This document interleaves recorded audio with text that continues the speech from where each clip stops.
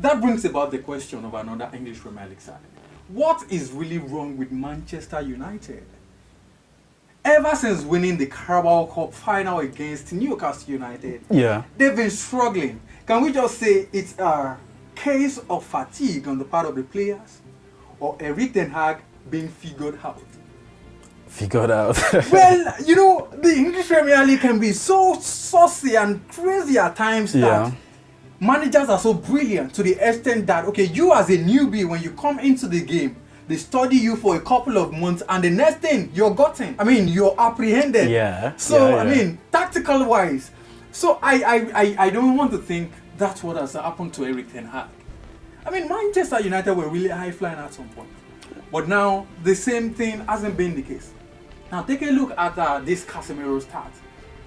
If we were to talk about if it's at the absence of a certain player, take a look at they've actually had over 70% win rate with Casemiro and 30 without him. I mean, that says a whole lot. Can we actually say he's one or even the only backbone in this thing?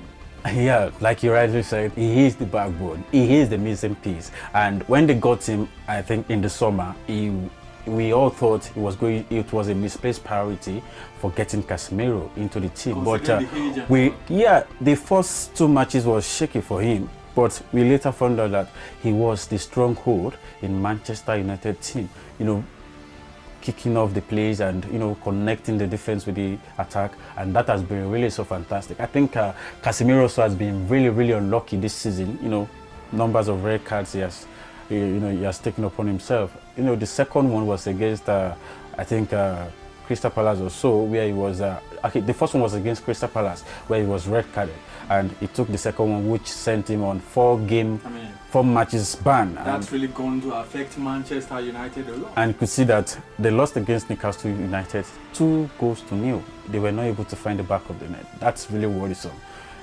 For Casemiro is a very important player, a vital player for Manchester United, and his absence has always proven to affirm the statement that says that he is the Manchester United missing piece, and if he doesn't play, it is so difficult for them to get a win there. But going forward, Manchester United, I do feel they should not build that team around a certain player. So when he's missing, and someone else can always come in and still get the magic done. I think Sabitzer tried to fill in that I think they're also spot. missing the services of Christian Eriksen as well. Exactly, and you could see the midfield against Newcastle in the match they lost. It was Sabitzer, Tomine, and Bruno Fernandes. But up front, I think the midfield was not well coordinated, in which if Casemiro has been there, it would have been more solid, and Newcastle will have found it somehow difficult to get the win there. But it was just an easy win for Newcastle United. Well, as it is now, I'm sure Erik ten Hag must really be working himself or going to the drawing board to get things seen for himself. How else can I assemble this team? What else needs to be done? What's missing? What's not missing? Of course, he will be doing everything possible just so he gets the season ended on a high. Of course, that's what we can always trust him to do. We've seen he's proven.